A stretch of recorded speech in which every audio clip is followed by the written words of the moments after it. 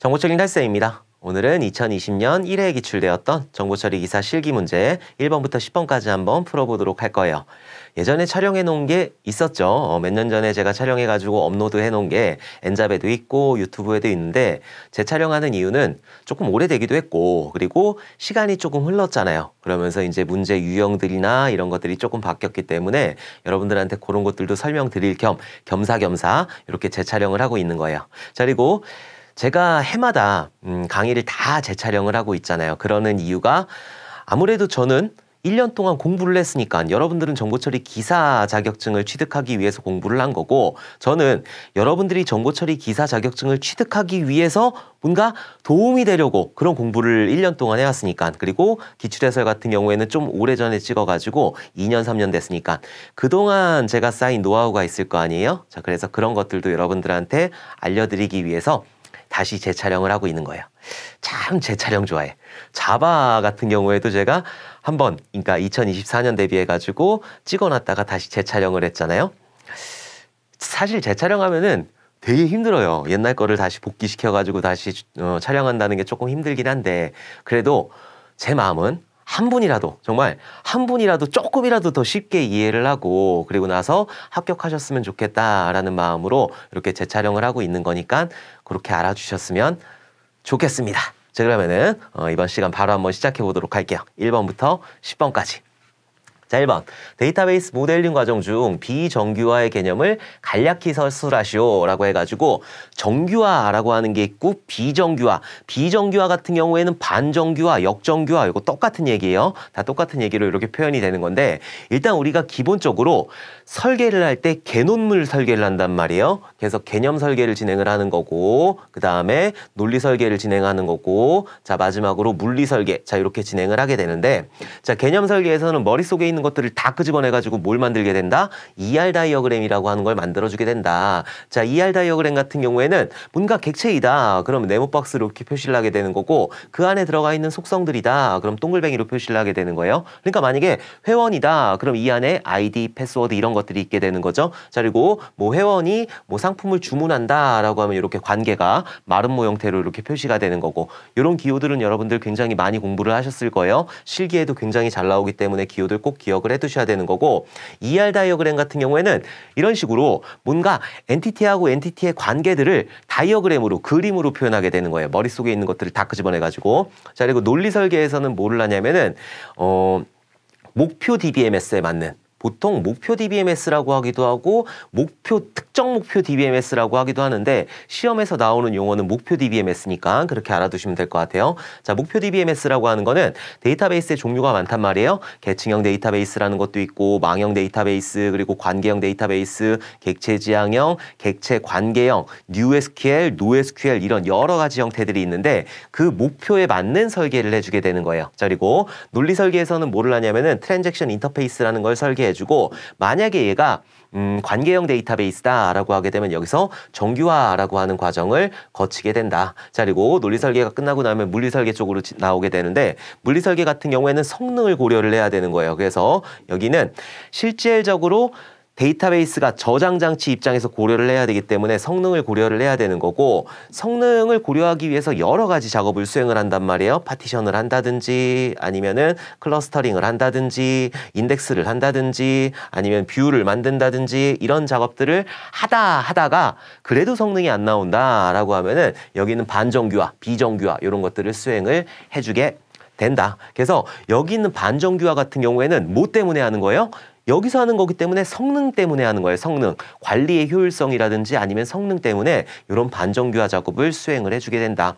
자, 그리고 원래는 정규화를 한다고 그랬잖아요. 정규화가 좋은 거예요. 자, 정규화 같은 경우에는 1정규형, 2정규형, 3정규형, BCNF, 그 다음에 4정규형, 5정규형. 자, 이렇게 나오게 되는데 보통 실무에서는 3정규형까지만 수행을 한단 말이에요. 그래갖고 여러분들은 3정규형까지만 알아두시면 되는 거고 자, 1정규형 같은 경우에는 도메인이 원자값이어야 되는 거죠. 도메인이 정규항이 원자값이어야 되는 거고, 자, 2정규항 같은 경우에는 부분함수 종속을 제거해서 완전함수 종속으로 만들어줘야 되는 거고, 3정규항 같은 경우에는 이행적 함수 종속을 제거해서 완전함수 종속으로 만들어줘야 된다. 위에 있는 건 다 만족해야 되는 거예요. 자, 그리고 BCNF 같은 경우에는 결정자이면서 후보키가 아닌 것들을 제거한다. 이건 외우시면 돼요, 여기서부터는. 그리고 4정규항 같은 경우에는 다치 종속을 제거하는 거고, 5정규항 같은 경우에는 조인 종속을 이용하든지 제거하든지 똑같은 말이에요. 그래서 여기 있는 세 가지, 여기는 결정자이면서 후보키가 아닌 것들을 제거한다. 자, 그리고 4정규항 같은 경우에는 다치 종속 제거하는 거고, 5정규항 같은 경우에는 조인 종속을 이용하는 거다. 그래서 도부, 이결, 다조, 두부, 이걸, 다조, 요거를 꼭 기억을 해두시면 될 것 같아요. 어쨌든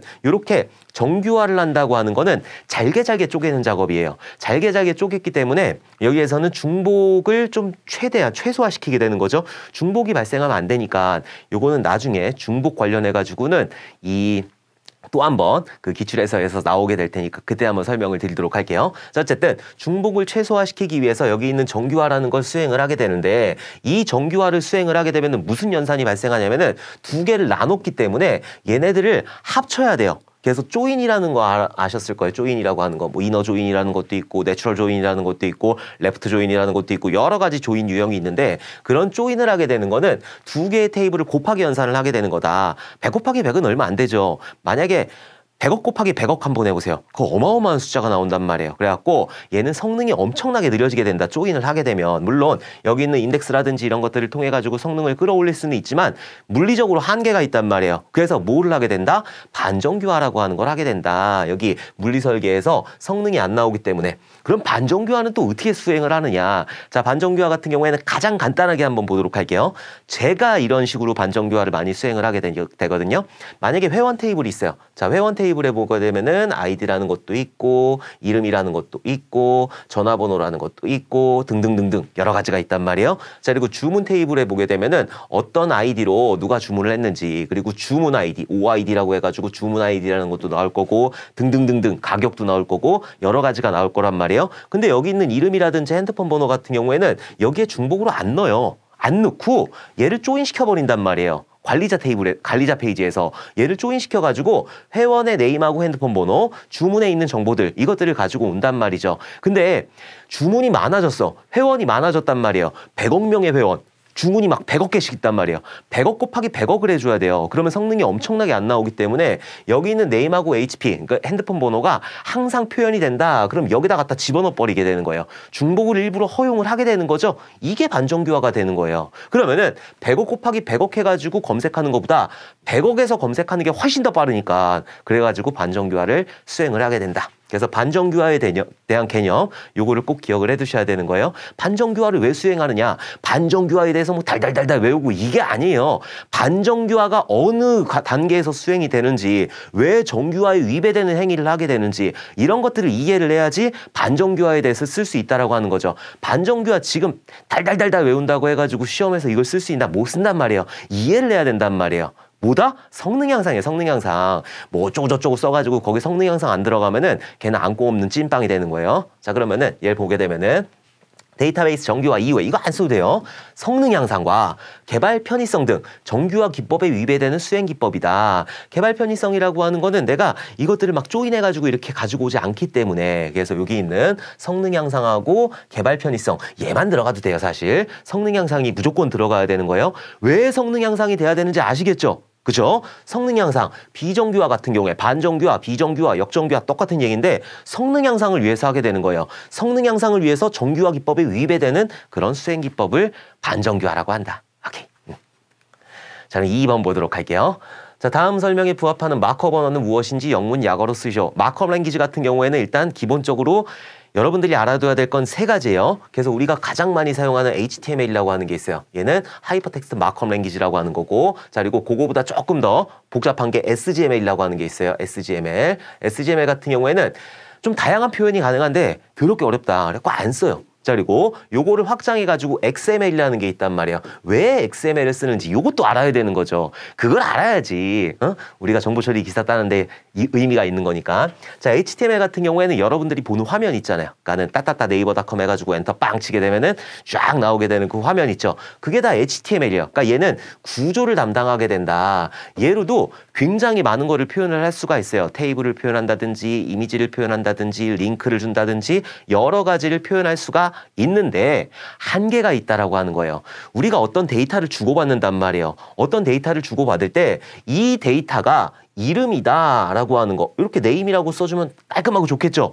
얘가 나이다 그럼 age라고 해가지고 이렇게 해주면은 깔끔하고 좋겠죠. 표현하기 너무 간결하잖아요. 내가 딱 봤을 때도 명시적으로 이렇게 확인할 수가 있고. 근데 HTML 같은 경우에는 그거를 표현할 수가 없단 말이에요. 얘는 테이블에 뭐 그 안에 있는 태그들이 정해져 있어. 테이블, A 태그, IMG 뭐 등등등등, TR, TD, OL, UL 뭐 이런 것들이 다 정해져 있단 말이에요. 그렇기 때문에 얘는 확장된 거, 확장된 데이터 표현을 할 수가 없다. 그래갖고 SGML이라는 걸 쓰려고 했더니 더럽게 복잡하더라. 그래갖고 안 쓰고 XML이라고 하는 확장된 마크업 랭귀지를 만들어주게 된 거예요. 그래서 요거는 확장된 마크업 랭귀지가 되는 거고 얘는 내가 뭔가 좀 더 그 내 의도대로 뭐 네임이라든지 오더라든지 이런 것들을 표현할 수 있는 거 그게 이제 마크업 언어가 되는 거예요. 자, 보면 땡땡땡은 SGML의 단순화된 부분 집합으로 다른 많은 종류의 데이터를 기술하는 데 사용할 수 있다. 다른 많은 종류의 데이터를 기술하는 데 사용할 수 있다. HTML 간단하지만은 얘 같은 경우에는 많은 종류를 표현할 수 없단 말이라. 자, 땡땡땡은 주로 다른 종류의 시스템, 특히 인터넷에 연결된 시스템끼리 데이터를 쉽게 주고받을 수 있게 하여 HTML의 한계를 극복할 목적으로 만들어졌다. 자, 땡땡땡은 텍스트 데이터 형식으로 유니코드를 사용해서 전 세계 언어를 지원한다. 유니코드라고 하는 거는 뭐 ABCD 얘 같은 경우에는 아스키 코드로 가능하거든요. 뭐 몇 개 안 되니까. 근데 한글이라든지 뭐 아랍어라든지 중국어라든지 이런 것들은 256비트로 표현이 안 된단 말이에요. 그렇기 때문에 요것들을 확장한 게 유니코드가 되는 거예요. 유니코드. 어쨌든 그래서 위에 보면은 뭐 선언할 때 UTF-8 뭐 이런 식으로 해가지고 이렇게 선언을 하든지 아니면 시프트 지스 해가지고 얘는 뭐 일본 시프트 지스가 아마 일본일 거예요. 뭐 이런 것들도 있을 거고 EUC-KR로 표현한다든지 그때 보통 요즘에는 UTF-8을 공용으로 많이 사용을 한다. UTF-8 이런 것도 나올 수 있겠죠. 다양한 언어를 표현할 때 사용하는 게 UTF-8이 되는 거예요. 자, 어쨌든 여기서 만들어지는 거는 HTML이 아니라 XML이 되는 거죠. XML. 자, 그러면은 XML 가지고 또 나올 수 있는 문제가 있단 말이에요. 자, XML 같은 경우에는 데이터를 주고받는 거예요. 그러니까 인터페이스 쪽에서 나올 수가 있겠죠. 자, 인터페이스 같은 경우에는 EAI라는 걸 기억해둬야 되는 거고 포인트 투 포인트라는 게 있는 거고 허브 앤 스포크라는 게 있는 거고 메시지 버스라는 게 있고 그리고 허브 앤 스포크하고 메시지 버스를 합쳐놓은 하이브리드형이라는 게 있다. 요거 네 가지 꼭 기억을 해두셔야 되는 거고 자, 그리고 데이터를 주고받을 때 어떤 데이터를 주고받느냐 XML을 주고받을 수 있는 거고 자, 그리고 요즘에 많이 쓰는 건 제이슨 형태예요. 제이슨이라고 해가지고 키하고 값으로 쌍으로 구분이 된 거. 그래갖고 이렇게 중괄호로 이렇게 묶어가지고 키, 값 이런 식으로 한 게 제이슨 형태가 되는 거고 그냥 텍스트 전달해도 되는 거예요. 자, 그다음에 YAML이라는 게 있어요. YAML 같은 경우에는 하나만 직렬한 언어이다. 요것만 알아두시면 돼요. 그래서 어쨌든 2번에서 나오는 정답은 XML이 정답이 된다. 자, 3번 보도록 할게요. 소프트웨어 테스트 방법의 원리 중 하나인 살충제 패러독스의 개념을 간략히 설명하시오. 자, 일단 또 테스트 방법 나왔으니까 테스트에 대해서도 또 할 말이 많죠. 자, 테스트 같은 경우에 일단 V 모형을 알아두셔야 돼요. 이게 정말 많이 나오는 거고 처음에 뭐를 하는 거예요? 단위 테스트를 수행을 하는 거고 자, 그다음에 통합 테스트를 수행을 하게 되는 거고 그다음에 시스템 테스트를 하게 되는 거고 마지막으로 인수 테스트라고 하는 거를 수행을 하게 된다. 그래서 단위 테스트 같은 경우에는 그냥 단위 모듈도 우리가 모듈 이렇게 만들어가지고 나중에 통합을 한단 말이에요. 그래갖고 단위, 그러니까 하나의 기능을 만들었으면은 이것들을 개발자들이 입력값을 넣고 출력값을 본다든지 아니면 소스 코드를 본다든지 이런 것들을 통해 가지고 단위 테스트를 하게 된다. 말 그대로 내가 조그만 거 만들어 놓고 여기에 있는 거 기능들이 잘 되는지 그것들을 테스트하는 게 단위 테스트가 되는 거예요. 그래서 여기서 나올 수 있는 것들이 이제 정적 분석인지 정적 테스트 아니면은 동적 테스트 이런 것들이 나올 수가 있다. 물론 정적 테스트, 동적 테스트가 딴 데서도 다 해요. 다 하는데 그냥 단위 테스트니까 제가 설명드리려고 이렇게 구분을 한 것뿐이에요. 자, 정적 테스트 같은 경우에는 소스 코드 보면서 하는 거. 그러니까 프로그램을 실행시키지 않은 상태에서 소스 코드 보면서 하는 게 정적 테스트가 되는 거고, 동적 테스트 같은 경우에는 소스 코드를 실행시킨 상태에서 거기다 입력값을 넣고 출력값이 제대로 나오는지 이런 것들을 보는 게 동적 테스트가 된다. 자, 그리고 통합 테스트 같은 경우에는 이런 단위 모듈들을 하나씩 모아가지고 테스트를 수행을 하게 되는 거고, 통합 테스트 같은 경우에는 하향식 테스트라는 게 있고 상향식 테스트라고 하는 게 있고 빅뱅 테스트라고 하는 게 있고 백본 테스트라고 하는 게 있는데, 백본 얘는 번외로, 자 하향식 같은 경우에는 위에 있는 모듈부터 하나씩 테스트를 하면서 내려가는 거예요. 그러니까 메인부터 보는 거지. 메인 보고 그 다음 기능 보고 이런 식으로 하는 게 하향식이 되는 거고, 근데 하향식으로 하다가 밑에서 모듈이 만들어지지 않을 수도 있잖아요. 그러면은 그런 임시 모듈로 뭐를 사용한다? 스톱이라고 하는 거를 사용을 하게 된다. 자, 상향식 같은 경우엔 반대로 하는 거죠. 밑에 있는 가장 하위 모듈부터 하나씩 통합해가지고 테스트를 하면서 위로 올려나가는 그런 방식이 되는 거고, 밑에 있는 거를 클러스터 단위로 해가지고 위로 말아 올리고, 또 위에서 뭔가 만들어지지 않은 게 있으면 뭘 이용한다? 얘 같은 경우에는 드라이버라고 하는 거를 이용을 하게 된다. 이런 것들도 잘 나오는 개념이에요.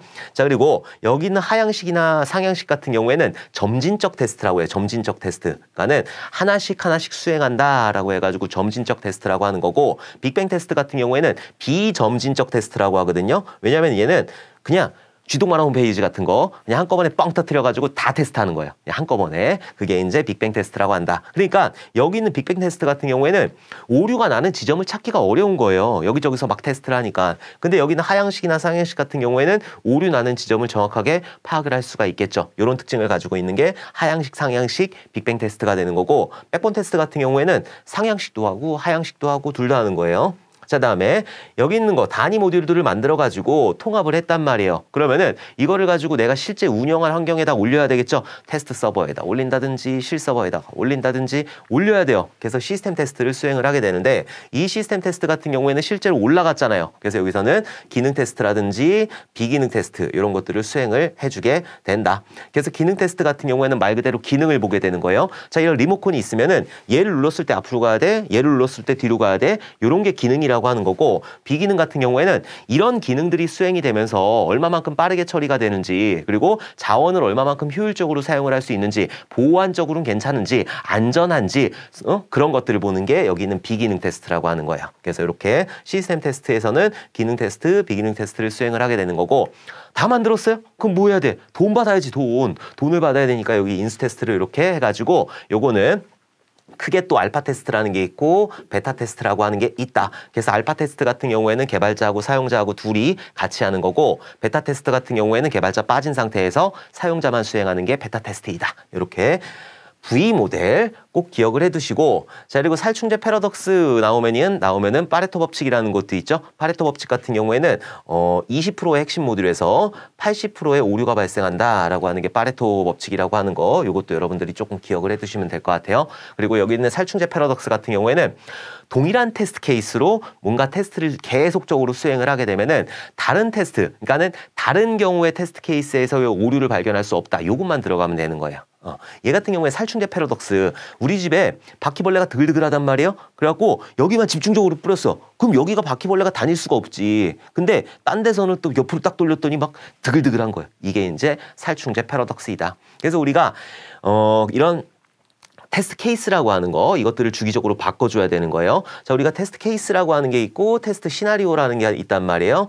자, 테스트 케이스 같은 경우에는 얘는 뭔가 단위, 그러니까는 회원에서 로그인을 한다라고 하게 되면은 아이디하고 패스워드 이런 것들, 입력값들이라든지 아니면은 실행 조건이라든지 결과값이라든지 이런 것들이 들어가는 게 테스트 케이스가 되는 거고, 이런 테스트 케이스를 연결시킨 거예요. 그래갖고 이것들을 쭉쭉쭉 뭐 회원 가입을 하고 로그인을 하고 회원 정보 수정을 하고 이것들을 연결시킨 거를 보고 테스트 시나리오라고 한다. 그래서 이런 테스트 케이스라든지 테스트 시나리오 같은 경우에는 계속 바꿔줘야 된다라고 하는 게 살충제 패러독스의 기본적인 그 취지이다. 그래서 요거를 보게 되면은 동일한 테스트 케이스로 동일한 절차를 반복 수행하면 새로운 결함을 찾을 수 없다라고 하는 거, 이게 이제 살충제 패러독스가 되는 거예요. 살충제 패러독스 하면서 또 테스트가 나왔으니까는 테스트 오라클을 또 빠뜨릴 수가 없겠죠. 자, 테스트 오라클이라고 하는 거는 이 결과가 참인지 거짓인지 판단하기 위해서 미리 정의된 참값을 대입해서 비교하는 기법, 요거까지 써주셔야 되는 거예요. 자, 그래서 이 결과가 참인지 거짓인지 사람이 봤을 때는 알 수가 있지만은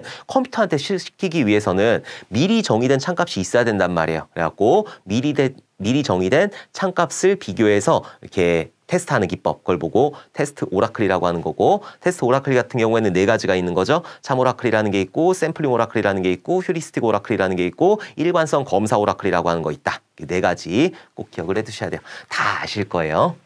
머릿속에서 빠르게 제가 그 기억을 살릴 수 있도록 그렇게 계속 말씀을 드리는 거예요. 반복적으로 설명이 될 거예요. 아마 계속 뭐 23년도 3회까지 있으니까 계속 반복적으로 설명이 될 건데 아 지겹다 이렇게 생각하지 마시고 시험에 나올 거니까 그러니까 그렇게 받아들여 주셨으면 좋겠어요. 아유 저놈 새끼 이러면은 속상하단 말이라. 그러니까는 반복해서 설명하면 나도 나중에 이것들을 맞출 수가 있겠지라고 생각을 해두시면 될 것 같아요.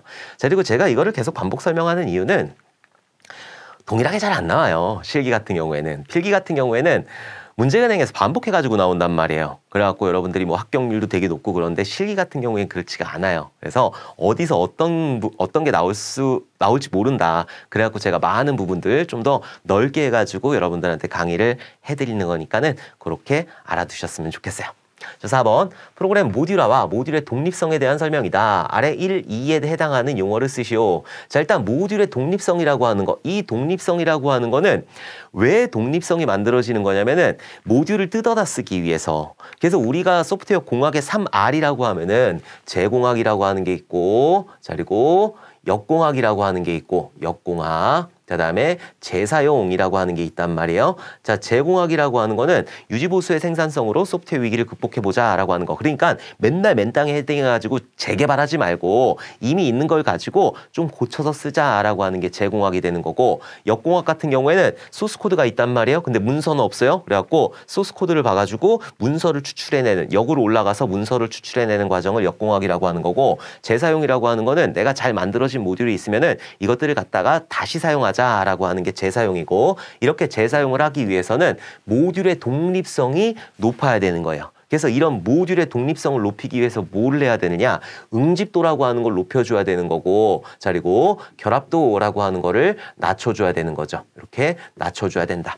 자, 그러면은 응집도부터 한번 보도록 할게요. 자, 응집도 같은 경우에는 이 하나의 모듈이 있으면, 하나의 기능이 있으면은 이 하나의 기능을 수행하기 위해서 그 안에서 모여져 있는 것들이 그 하나의 일을 목표로 해서 똘똘 뭉쳐져야 된다라고 하는 게 응집도가 되는 거예요. 응집도. 그래서 응집도 같은 경우에는 이거를 꼭 기억을 해 두셔야 되는 거죠. 우리 위에서부터 쓸까요? 위에서부터? 아래서부터 쓸게요. 우리 놀던 시절에 먹었던 어떤 거? 통통한 순대 있잖아. 그거 어땠어? 기가 막히게 맛있었어. 이렇게. 아우 닭살. 이거 할 때마다 닭살이 오는데 어쩔 수가 없어. 자, 우리 놀던 시절에 먹었던 통통한 순대 있잖아. 그거 기가 막히게 맛있었어. 라고 해서 얘 같은 경우에는 기능적 응집도, 순차적 응집도, 그리고 얘는 갑자기 생각이 안 나네. 얘 같은 경우에는 갑자기 얘는 절차적 응집도, 통신적 응집도, 그 다음에 얘 같은 시간적 응집도, 논리적 응집도, 우연적 응집도. 자, 이렇게 되는 거고. 갑자기 생각이 안 날 때가 있어요. 저도 강의를 하다 보면 뭐 스크립트나 이런 거 있는 것도 아니니까. 자, 보면 기능적 응집도가 제일 좋은 거예요. 얘 같은 경우에는 하나의 기능을 수행하기 위해서 그 안에 있는 것들이 똘똘 뭉쳐진 상태를 기능적 응집도라고 하는 거고, 순차적 응집도 같은 경우에는 얘는 이거를 잘 알아두셔야 돼요. 순차적 응집도. 순차적 응집도는 순차적으로 수행이 되는 게 아니에요. 뭔가 뭐 어쩌고저쩌고 해가지고 순차적으로 수행된다. 어떤 응집도이냐? 순차적 응집도 쓰면 안 된다라고 하는 거예요. 왜냐면은 순차적 응집도 같은 경우에는 하나의 모듈 내부에서 뭔가 결과값이 나왔단 말이에요. 그럼 그 결과값을 다음에 입력값으로 사용하는 거. 이걸 보고 순차적 응집도라고 하는 거고, 이 통신적 응집도 같은 경우에는 동일한 입력이라든지 동일한 출력을 사용하는 거. 그게 이제 통신적 응집도가 되는 거고, 절차적 응집도 같은 경우에는 순차적으로 수행되는 거. 얘는 순차적으로 수행되는 거, 얘는 동일한 입력, 출력이 되는 거고, 이런 특징들을 알아두셔야 되는 거예요. 특징들. 자, 시간적 응집도 같은 경우에는 얘네들이 비슷한 시간대에 그냥 그 동작을 하더라. 그러면은 그것들을 모아놓은 거예요. 여기 있는 논리적 응집도 같은 경우에는 야, 쟤네들이 비슷한 거 할 것 같아. 그러면은 여기다가 모아둔 거, 그걸 보고 논리적 응집도라고 하는 거고, 우연적 응집도 같은 경우에는 아무 상관이 없는 것들, 그런 것들을 모아둔 거를 우연적 응집도라고 한다. 우리 놀던 시절에 먹었던 통통한 순대 있잖아. 어땠어? 기가 막히게 맛있었어. 이렇게 응집도 꼭 기억을 해두시고 영어로도 알아두셔야 돼요. 자, 그 다음에 결합도 있단 말이에요. 결합도 같은 경우에는 모듈하고 모듈하고는 호출을 해야 돼요. 뭔가 값을 넘겨가지고 값을 받아야 된단 말이라. 여러분들이 이제 C 언어를 공부하면서 함수 같은 거 공부하셨으니까 이런 것들은 비일비재하게 있는 거죠. 뭔가 모듈을 호출해가지고 다른 기능들을 호출해가지고 내가 그 기능들을 이용을 해야 되니까. 그래서 여기 있는 결합도 같은 경우에는 두 모듈 간의 관계를 결합도라고 하는 거고, 이 결합도 같은 경우에는 낮을수록 좋아요. 얘네 둘이 너무 친밀하게 되면은, 얘네 둘이 모듈이 이렇게 있는데 얘네 둘이 너무 친해. 그러면은 얘네들을 다른 프로젝트에서 쓸 때 같이 가지고 가야 된단 말이에요. 난 얘만 가지고 가고 싶은데 얘도 같이 가지고 가야 된단 말이죠. 그러니까 독립성이 낮아지는 거죠. 그러니까 독립성을 높이기 위해서는 응집도는 높여야 되는 거고 결합도는 낮춰야 되는 거예요. 얘네들이 별로 안 친해. 그럼 얘만 달랑 뜯어다가 쓸 수 있으니까 이게 이제 결합도가 되는 거예요. 자, 결합도 같은 경우에는 우리 나훈아 선생님을 꼭 기억을 해 두셔야 돼요. 데스형, 데스형, 형 빼고 왜 저래? 누구랑? 공유랑 내가 닮았대. 어우, 이것도 닭살이 그냥. 그래도 외워야 돼요. 자, 데이터 결합도 같은 경우에는 얘는 자료 결합도라고도 해요. 데이터나 자료나 똑같은 거니까. 데이터 결합도, 스탬프 결합도, 그다음에 제어 결합도, 외부 결합도, 공유 결합도, 내용 결합도, 공유 결합도, 공유 결합도 이렇게 보면 데이터 결합도 같은 경우에는 값만 가지고 호출하는 거예요. 그러니까 내가 만약에 요거는 소스 코드로도 나올 수 있단 말이에요. 자, 예를 들어서 여기 메인 함수가 되는 거고 여기 펑크라는 함수가 있어요. 자, 여기서 펑크 함수를 이렇게 호출할 때 여기에 10이라는 값만 이렇게 전달을 하게 된단 말이에요. 자, 그러면은 여기에 공통결합도, 갑자기 생각이 안 나네. 이게 공유결합도, 공통결합도라고 해야 되겠다. 공통결합도. 자, F라는 걸 호출하는데 여기서 인자값을 받을 때 여기에 값만 이렇게 전달을 하게 된단 말이에요. 그럼 그 값을 이용을 하는 거예요. 여기에서 뭔가 변경이 되는 게 아니잖아요. A라는 변수에 있는 값을 넘겼다라고 하게 되면은 A에 있는 값을 복사해서 넘겼기 때문에 요 같은 경우에는 이제 데이터 결합도라고 하는 거예요. 자, 이런 그냥 여기에서 뭔가 함수를 호출할 때 외부에 있는 모듈을 사용할 때 값만 넘기는 거, 요걸 보고 이제 데이터 결합도라고 하는 거고, 스탬프 결합도 같은 경우에는 배열이라든지 아니면은 자료 구조라든지 아니면은 그 스트럭트 이런 것들 넘길 때, 자, 그리고 포인터 변수라든지 이런 것들은 주소값을 넘기게 되는 거잖아요. 그런 것들을 할 때 이제 스탬프 결합도가 발생을 하게 되는 거고, 제어 결합도 같은 경우에는 제어 요소를 넘기는 거예요. 무슨 말이냐? 여기 메인 함수가 있고 F라는 함수를 호출할 때 1,2를 가지고 했단 말이에요. 그럼 F라는 함수에서 여기서 I 값 받고 J 값 받아가지고 if 하는 거예요. if i가 1보다 크면, 그러면은 여기 있는 전달된 값이 제어 요소로 사용이 됐잖아요. 그렇기 때문에 요거는 이제 제어 결합도라고 하는 거고,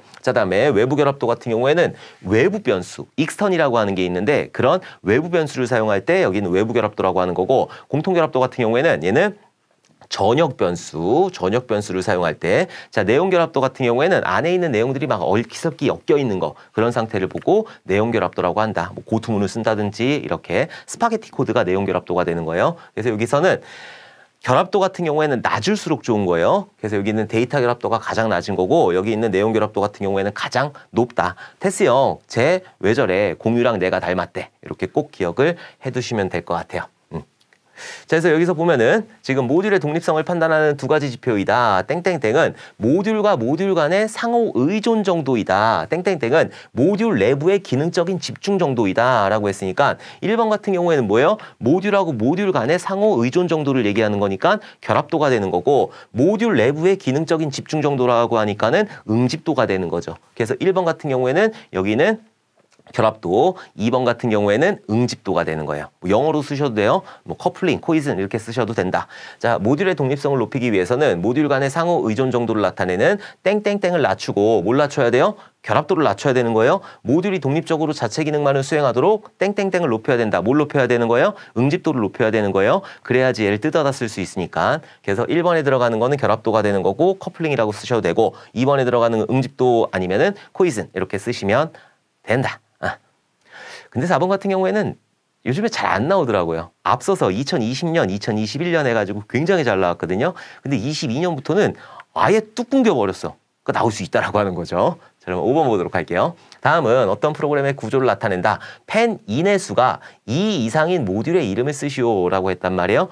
펜 인하고 펜 아웃 같은 경우에는 틀리면 주소를 써요. 그럼 내가 찾아갈게요. 그게 제주도라도 찾아갈 거거든요. 가가지고 물어 뜯을 거야, 진짜. 이거 틀리면 진짜 물어 뜯기는 거예요. 그러니까는 절대 틀리시면 안 된다. 펜 인이고 펜 아웃이에요. 펜 인, 펜 아웃, 펜 인, 아웃, 아웃. 세 개. A 같은 경우에는 펜 아웃이 3개가 되는 거예요. 펜 인은 없고. B 같은 경우에는 펜 인 하나고 펜 아웃이 2개가 되는 거죠. C 같은 경우에는 펜 인 하나, 펜 아웃 하나. D 같은 경우에는 펜 인 하나, 펜 아웃 하나. 이렇게 되는 거고. 자, F 같은 경우에는 요거는 펜 인이 3개가 되는 거고 펜 아웃이 하나가 되는 거고. 그다음에 여기에 요거는 B 같은 경우에는 펜 인 하나, 펜 아웃 2개 이렇게 되는 거죠. 그러니까 만약에 B에 펜 아웃을 써라. 그러면은 그냥 2 쓰면 되는 거예요. 2 여기서 EF 이렇게 쓰지 마시고 모듈의 이름을 쓰라고 했으면 EF 이렇게 쓰면 되는 거고 펜 아웃 써라. 그럼 2만 쓰면 되는 거예요. 자, 그러면 여기서 지금 펜 인의 수가 2 이상이라고 그랬으니까 2개를 받으면 되는 거죠. 얘는 하나 받고 여기 다 하나씩 받으니까 여기에 3개 받고 3개 받으니까 F는 2개 이상이 되는 거고 여기는 G 같은 경우에 하나 받았어요. 여기는 H 같은 경우에는 2개 받았잖아요. 펜 인 2개가 되는 거죠. F하고 H 2개가 이제 펜 인의 수가 2개 이상인 거가 되는 거죠. 그래서 5번의 정답은 F하고 H가 되는 거고 이거 틀리면은 진짜 알아서 하세요, 진짜. F하고 H예요. 이거 틀리면. 이건 모듈의 이름을 쓰라고 했으니까 FH 이렇게 쓰시면 되는 거고 만약에 F에 펜 인을 써라. 그럼 하나, 둘, 셋 해가지고 3만 쓰면 되는 거예요. 3만. B, C, D 이렇게 말고 3만 이렇게 써주시면 된다. 자, 6번 보도록 할게요. 다음 설명 중 빈칸에 가장 부합하는 용어를 영문 약어로 쓰시오. 자, 자바스크립트 객체 문법으로 구조화된 데이터를 표현하기 위한 문자 기반의 표준 포맷이다. 아직 잘 모르겠어요. 자, 땡땡땡 표현식은 사람과 기계 모두 이해하기 쉬우며 용량이 작아서 최근에는 땡땡땡이 XML을 대체하여 데이터 전송 등에 많이 사용을 한다. 자, 제가 XML을 아까 전에 설명을 드리면서 다른 형태도 많다고 그랬잖아요. 제이슨이라는 것도 있는 거고 YAML이라는 것도 있는 거고 여러 가지 형태들이 있다. 자, 그중에서 뭔가 XML을 대체하는 요즘에 많이 쓰는 건 뭐라고 했다? 제이슨이라고 했다. YAML 같은 경우에는 직렬화 언어이다. 요것만 기억을 해두시면 되는 거예요. 자, 프로그래밍 문법이 아닌 단순히 데이터를 표시하는 표현 방법일 뿐이다. 땡땡땡 데이터는 이름과 값의 쌍으로 이루어져 있다. XML 같은 경우에는 태그로 구분되어 있어요. 여기 있는 땡땡땡은 이렇게 이름과 값의 쌍으로 이루어져 있고 중괄호를 이용해가지고 이렇게 표현을 하게 되는 거예요. 이걸 보고 뭐라고 한다? 제이슨이라고 한다. 제이슨. 그래서 6번의 정답은 제이슨이 되는 거예요. 제이슨. 이거 말고도 많다고 그랬어요. YAML, 직렬화 언어이고 XML 같은 경우에는 확장된 마크업 랭귀지가 되는 거고 자, 그리고 CSV, CSV 파일이라는 것도 있는데 걔는 콤마로 구분된 거를 얘기하는 거예요. 콤마 세퍼레이트 밸류주 해가지고 CSV 이렇게 CSV라는 것도 있다. 제이슨. 요즘에 가장 많이 쓰는 게 제이슨이 되는 거고 저도 요즘에는 제이슨이라는 거를 가장 많이 활용을 하게 돼요. 옛날에는 사실 몇 년 전까지만 해도 XML을 굉장히 많이 썼거든요. 아톰이라든지 RSS 2.0이라든지 이런 것들 많이들 보셨을 거예요. 요즘에 달려 있는지 모르겠는데 카페 같은 거 보면은 블로그라든지 이런 데 그런 것들이 있어요. 근데 옛날엔 굉장히 많았는데 요즘에는 많이 활용이 되고 있지 않는 것 같아요. 제이슨을 가장 많이 사용을 하게 된다. 그래서 우리가 제가 본강에서만 했을 거예요. 우리가 이제 프레임워크라는 거를 사용을 한다고 그랬잖아요. 개발할 때. 자, 프레임워크를 이렇게 공부를 하게 되면서 프레임워크라는 게 있고 API라고 하는 것도 API를 조금 이따 씁시다. 자, 라이브러리라고 하는 것도 있는 거고 API라고 하는 것도 있다라고 말씀을 드렸죠. 자, 프레임워크라고 하는 거는 내가 개발할 때 기본적인 틀을 제공을 해주게 되는 거예요. 그래서 요거는 반제품 형태의 어떤 소프트웨어이다라고 보시면 되는 거고 얘 같은 경우에는 제어의 역흐름이라든지 이런 특징들을 가지고 있는 게 프레임워크가 되는 거고 이 프레임워크 같은 경우에는 해당하는 언어로 되어 있어요. 그 언어에다가 기본적인 틀을 만들어 놓고 내가 거기다 끼겨 맞추게 되는 거죠. 그래서 가장 대표적인 게 자바 프레임워크가 되는 건데 자바 프레임워크 같은 경우에는 스프링이 가장 대표적이에요. 옛날에 스트러치가 있었는데 사실 스프링보다 스트러치가 더 많이 쓰였어요. 제가 예전에는 스트러치가 더 많이 쓰였는데 갑자기 스프링이 빵 뜨고 올라갔어. 그래갖고 스프링이 가장 많이 쓰이고 전자정부 프레임워크라는 거 들어보셨을 거예요. 전자정부 프레임워크라고 하는 게 여기 있는 스프링을 가져다가 만들어 놓은 게 전자정부 프레임워크가 되는 거예요. 그래서 보통의 업체들에서는 전자정부 프레임워크를 가져다가 자기네들끼리 필요한 것들 싹 걷어내가지고 되게 무겁거든요. 그리고 그런 것들 싹 걷어내가지고 이용을 하는 그런 형태가 된다. 자, 이거 말고도 뭐 자바 말고도 PHP에서도 굉장히 많은 것들 사용해요. 케이크라는 것도 사용하는 거고, 저 그리고 제가 많이 쓰는 코드 이그나이트라는 것도 있는 거고 많았어 옛날에 뭐 갑자기 기억이 안 나는데 아무튼 굉장히 많은 그건 모르셔도 돼요. 자바만 알아두시면 돼요. 자, 그래서 그런 것들이 있다. 자, 라이브러리라고 하는 거는 외부 라이브러리라는 게 있고 내부 라이브러리라고 하는 게 있어요. 자, 내부 라이브러리는 C 언어다. 그럼 우리가 샵 인클루드 해가지고 stdio 헤더 파일 해가지고 스탠다드 인풋 아웃풋 헤더 파일을 가지고 오죠. 그거는 C 언어에서 기본적으로 제공하는 그런 모듈들이 되는 거죠. 그게 이제 내부 라이브러리가 되는 거고, 외부 라이브러리 같은 경우에는 공유 정신이 투철한 개발자들이 그 언어를 이용해가지고 만들어 놓은 거예요. 함수 같은 거를. 그래갖고 내가 그거를 이용할 수 있게 되는 거죠. 그래서 라이브러리라고 하는 건 그런 개념이 되는 거예요. 그럼 여기 있는 프레임워크라든지 라이브러리를 이용해가지고 자바다. 그러면은 자바 라이브러리, 자바 프레임워크, 뭐 스프링이라든지 이런 것들을 이용해가지고 개발을 하겠죠. 개발을 하는 형태가 요즘에 많이 쓰는 형태가 API 형태가 되는 거예요. 자, API 같은 경우에는 설명서라고 보시면 돼요. 그래서 여기서 어떤 기능들을 구현을 해놔요. 뭐 리스트라고 하는 것들도 구현해놓고, 아리지라고 하는 것도 구현해놓고, 여러 가지 프록이라고 하는 것도 구현해놓고, 이렇게 구현을 해놓은 다음에 여기에 입력값하고 출력값을 이렇게 정의를 해놓는 거예요. 물론 여기서 개발을 해요. 이거를 이용해가지고 API, 리스트라는 API를 개발을 하는 거고, 아리지라고 하는 API를 개발을 해놓는데 여기에 입력값이라든지 출력값들이 이렇게 명시가 되어 있어요. 그래갖고 외부에서 여기 있는 API를 이용해가지고 여기다 입력값을 넣게 되면은 여기서 원하는 출력값이 이렇게 나오게 된다. 그럼 그 출력값을 여기다 표현을 하게 되는 거예요. 그래서 요즘에 뭐 프론트엔드 개발자라든지 아니면 백엔드 개발자라든지 이렇게 나누게 되는데, 여기 있는 백엔드 개발자가 여기 있는 프레임워크나 라이브러리를 이용하고 데이터베이스하고 왔다 갔다 해가지고 API를 만들어주게 되는 거고, 여기 있는 프론트엔드 개발자가 백엔드가 만들어 놓은 여기 있는 API를 이용해가지고 내가 여기 있는 걸 리스트를 가지고 왔어요. 그럼 내가 내 입맛에 맞게끔 이렇게 표현을 해주게 되는 거예요. 자, 이렇게 알아두시면 될 것 같아요. 그래서 여기서는 제이슨이라고 한다. 프레임워크, 라이브러리, API 이런 것들이 다 나오는 개념들이니까 여러분들한테 설명을 드리는 거예요. 백엔드 개발자, 프론트엔드 개발자 이런 것들은 안 나오겠지만 그래도 여러분들이 많이 들을 수 있는 그런 용어들이니까. 저의 정보 처리 기사 강의하는 그 취지가 자격증은 물론 따야 되는 거지만은 그래도 실무에 요만큼이라도 도움이 되자라는 그런 목적을 가지고 있어가지고 그런 것들도 많이 설명을 드리고 있어요. 이런 것들이 많이 쓰이니까 실제로도 저는 20년 동안 개발을 했다고 그랬잖아요. 20년 조금 넘게 개발을 진행을 했는데 정말 많이 쓰는 용어들이에요. 뭐 나중에 뭐 형상 관리라든지 여기 있는 프레임워크라든지 API라든지 라이브러리라든지 이런 것들 다 사용을 하는 그런 내용들이 되는 거고, 제이슨이라든지 XML이라든지 옛날에 XML 많이 썼는데 요즘엔 제이슨을 많이 쓴다든지 이런 것들이 진짜로 요즘에도 실무에서 이런 것들이 적용이 되는 거니까. 그러니까 여러분들이 어떤 실무를 가더라도 개발자 아니더라도 개발자가 하는 얘기 요만큼은 알아들어야 될 거 아니에요. 그래서 그런 것들 위주로 제가 많이 설명을 드리죠. 그래서 그 시간이 많으신 분들은 조금 이제 이론부터 들으시면은 그런 용어들에 대해서 좀 더 많이 들으실 수 있는 거고, 시간이 너무 없다. 그럼 마무리 특강 들어야지. 어쩔 수 없고.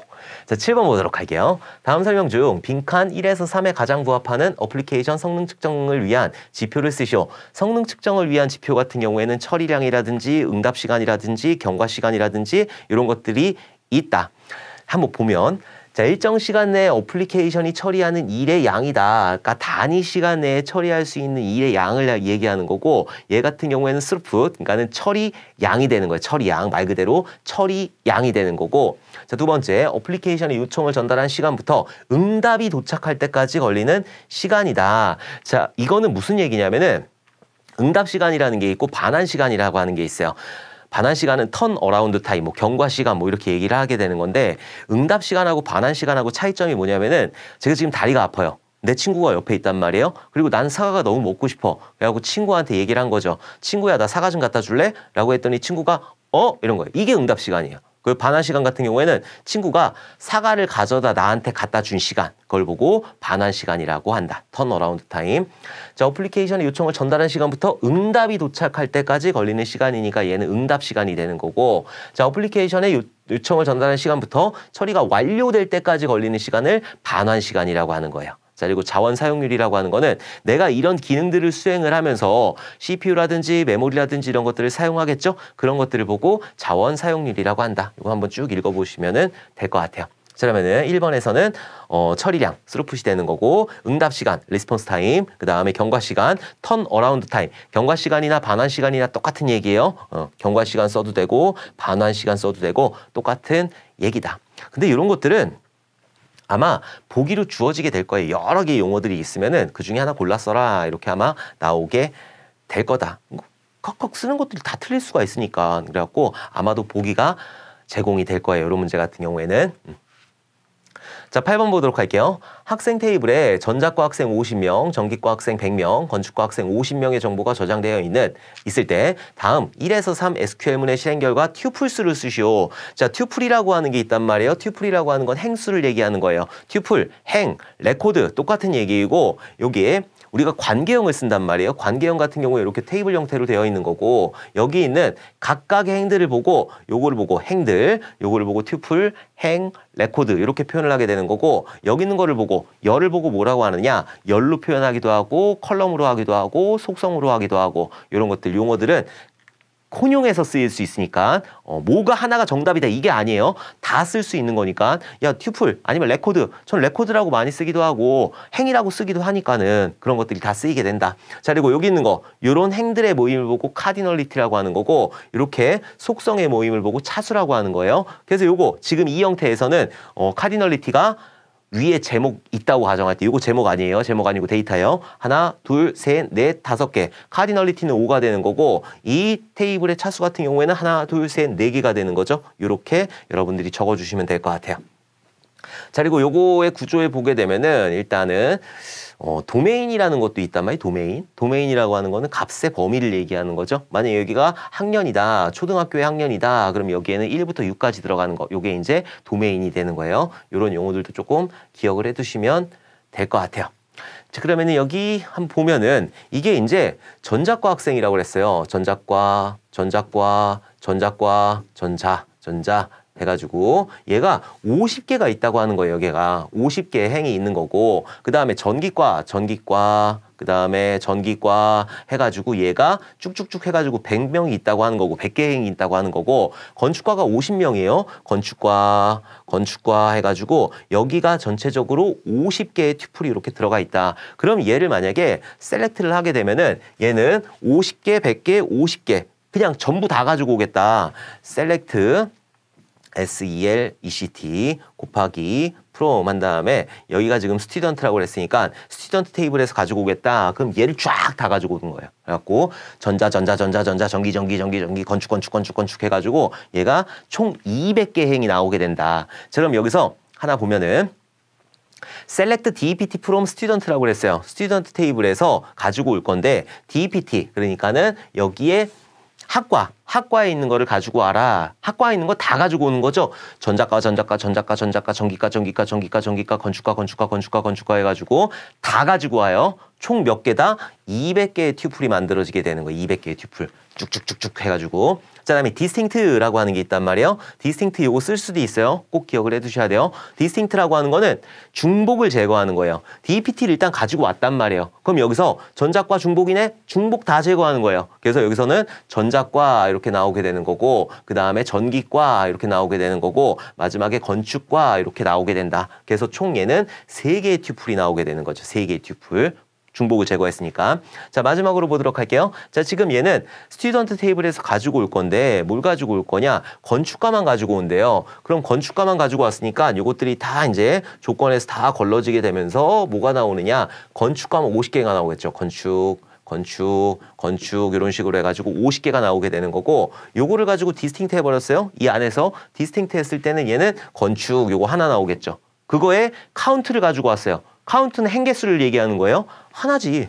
하나 가지고 오는 거잖아요. 그래갖고 첫 번째는 200개 가지고 오게 되는 거고 두 번째는 3을 가지고 오게 되는 거고 세 번째는 1개를 가지고 오게 되는 거예요.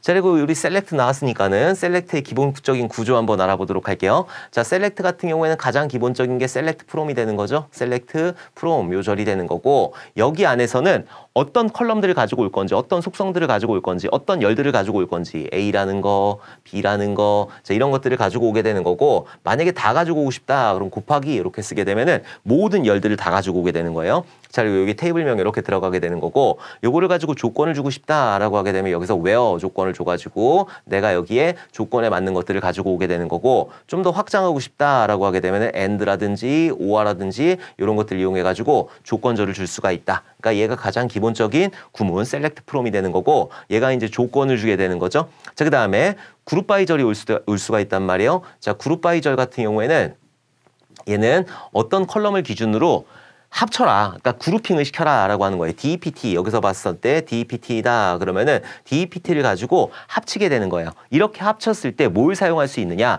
집계함수라는 걸 사용할 수 있단 말이에요. 자, 집계함수 같은 경우에는 말 그대로 이렇게 그룹핑을 했을 때 그것들에 대한 개수가 몇 개이냐 카운트 그 합이 몇이냐 자 그리고 그중에 최대값이 뭐냐 그중에 최소값이 뭐냐 자 그리고 평균이 뭐냐 그 AVG 자 이런 것들을 보고 집계함수라고 하는 거예요. 자 이게 이제 집계함수를 사용할 수 있는 거고 그룹 바이 했을 때 조건을 줄 수가 있단 말이에요. 만약에 뭐 여기 있는 카운트 행개수가 2개 이상이다 아니면은 썸이 100 이상이다 이런 것들을 줄 때 여기다가 해빙이라는 거를 이렇게 사용을 하게 되는 거예요. 그래서 해빙 해가지고 썸 한 다음에 뭐 영어 점수의 합이 얘가 뭐 크거나 여기서 이렇게 한 다음에 크거나 같냐 200이다. 자 이런 것들 이런 식으로 줄 수 있는 거예요. 해빙 같은 경우에는. 그리고 맨 마지막에 오는 게 오더 바이 절이 되는 거예요. 오더 바이. 자 오더 바이 절 같은 경우에는 얘는 정렬을 하게 되는 거죠. A라는 걸 기준으로 ASC 할 건지 자 이거 복합으로 줄 수 있어요. 자, 그 다음에 B라는 거를 기준으로 DESC 할 건지 자 ASC 같은 경우에는 오름차순 정렬이 되는 거고 B 같은 경우에는 내림차순 정렬이 되는 거예요. 그러니까 먼저 나온 거 먼저 하는 거예요. A를 기준으로 오름차순 정렬을 하고 그리고 동일한 게 있으면은 B를 가지고 내림차순 정렬해라 그런 의미가 되는 거죠. 그래서 오더 바이가 이렇게 올 수가 있다. 그래서 여기 있는 것들은 제가 수행 순서 같은 경우에는 제가 따로 유튜브에다가 설명을 해놨으니까 그거를 보시면 될 것 같고 오더 바이가 이제 가장 그 마지막에 수행을 하게 되는 거예요. 오더 바이는 정렬을 해야 되는 거니까. 자 그리고 여기서 집계함수가 표현이 될 수 있는 데는 여기 있는 셀렉트절 자 그리고 여기 해빙절 여기밖에 사용이 안 돼요. where라든지 이런 데 들어갈 수가 없다. 디스팅트 같은 경우에는 셀렉트절 여기만 들어갈 수가 있어요. 딴 데 뭐 디스팅트라든지 이런 것들이 들어갈 수가 없다. 그래서 디스팅트라는 거하고 이런 구조 기본적인 구조 이런 것들도 여러분들이 꼭 기억을 해 두셔야 돼요. 자, 9번 보도록 할게요. 다음에 가장 부합하는 네트워크 공격 유형을 쓰시오. 자, 출발지 IP와 목적지 IP가 같은 패킷을 만들어 보내는 공격 방법이다. 자, 수신자가 응답을 보낼 때 목적지 주소가 자기 자신이므로 신호가 계속 자신의 서버를 돌게 되어 서버의 자원을 고갈시켜 가용성을 파괴한다. 자, 방화벽에서 출발지와 목적지가 같은 패킷은 모두 제거해서 대응을 한다라고 하는 거. 얘는 이제 외워두셔야죠. 얘는 도스 공격에 해당이 되는 건데 랜더 어택이라고 하는 걸 랜더 어택. 그래서 9번의 정답은 랜더 어택이 정답이 된다. 자, 그러면 도스 공격 한번 알아보도록 할게요. 자, 도스 공격이나 디도스 공격이나 전부 다 뭘 해치는 공격이냐면은 가용성을 해치는 공격이 되는 거예요. 정보 보안의 기본 3요소라고 하는 거는 기밀성, 북한에 계신 분이 아니 김일성 그분은 김일성이고 여기는 기밀성이고 기밀성, 무결성, 그 다음에 가용성.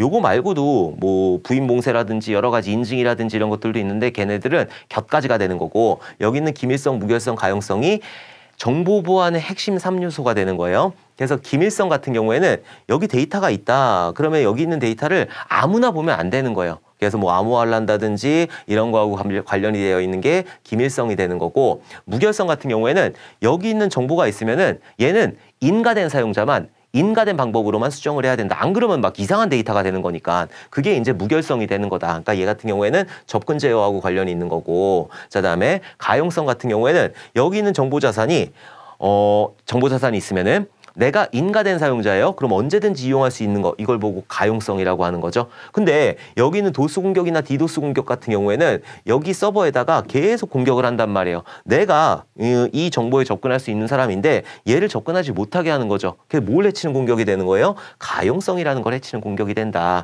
이 앞서서 문제에다가 도스 공격에 대해서 쭉 써놓고 여기에 뭘 파괴한다 이렇게 들어올 수도 있단 말이에요. 그래서 가용성이라는 거를 여러분들이 이해를 해주셔야 되는 거예요. 가용성, 기밀성, 무결성, 가용성 이것도 꼭 기억을 해두셔야 되는 거고 자 그리고 이런 도스 공격하고 디도스 공격의 가장 큰 차이점이 뭐냐면은 도스 공격 같은 경우에는 내가 주체가 되는 거예요. 공격할 때 야 공격하자 이래갖고 공격하는 게 도스 공격이 되는 거고 디도스 공격 같은 경우에는 쫄병을 만들어둬요. 그래갖고 야 공격해라 그리고 난 뒤에서 보는 거 이게 이제 디도스 공격이다.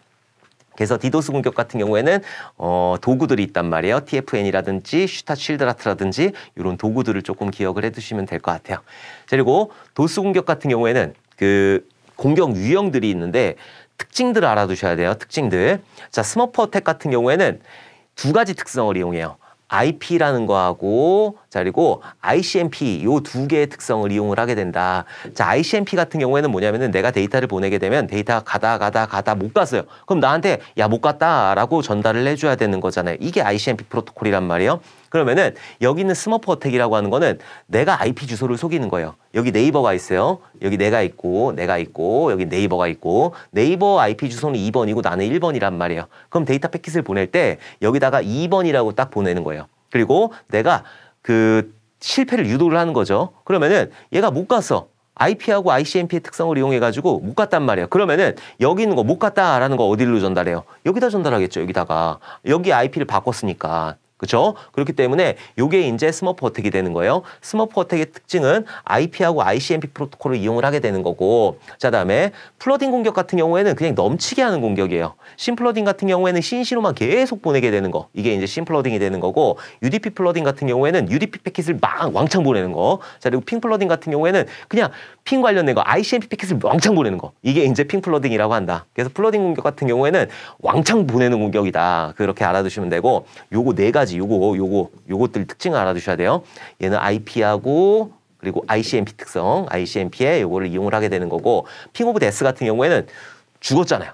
어떻게 죽였냐면은 규정 크기 이상의 패킷을 보내게 되는 거예요. 규정 크기 이상의 ICMP 패킷을 보내가지고 얘네들이 죽어버리게 하는 거. 규정 크기 이상 요거 크기 이상 요거를 꼭 기억을 해두셔야 되는 거고 티어드롭 어택 같은 경우에는 재조립 불가.